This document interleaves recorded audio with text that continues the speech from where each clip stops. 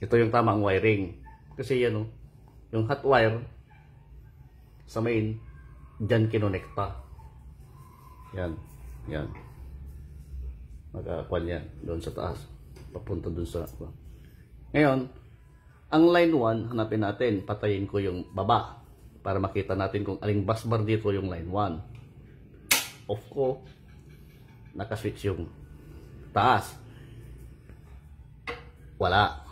Ito yung busbar. Busbar 2 to siguro. Kasi nakaswitch yung taas eh. Ibig sabihin, ito yung busbar ng baba, ito yung busbar ng taas. Pag pinatay ko yung taas, iswitch ko naman to, patay din to. Nakaswitch to. Yun, umilaw. Oh. Ngayon, ang linya ng line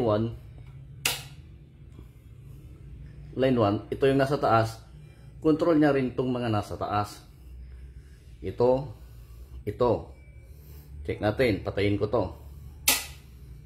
Oh, nasa taas ha. Ito yung nasa taas, yung line. Yan. Oh. Ibig sabihin nasa taas ito, line to.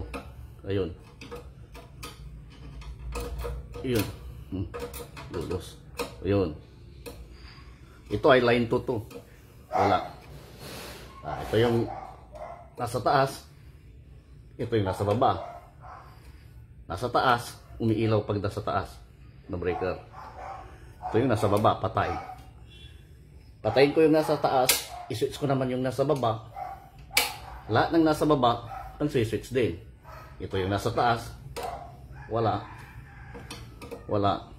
Ito yung nasa baba, iilaw. Iilaw. Ito hindi. Ito iilaw. Ngayon pagsabay na, lahat sila iilaw.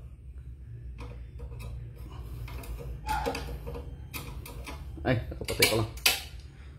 Oh, yun. Yun. Yun.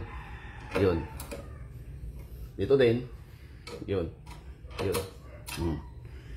Patayin ko ulit tong nasa baba. Ang control ng nasa taas, itong busbar na to. Busbar 1. Ito ang busbar 2. Pag sinwitch ko yung dalawa, iilaw na rin yung kabila. Busbar 1, busbar 2. Ito ang tamang wiring. Line to ground. Dito nakakonekta lahat yung ground. Itong breaker na to, dalawang branch yan. Dalawang branch na rin yan. Doon sa kanina na video, ito iisang branch lang kasi wiring line to line. Pag line to ground, makikita mo may ganyan sa main.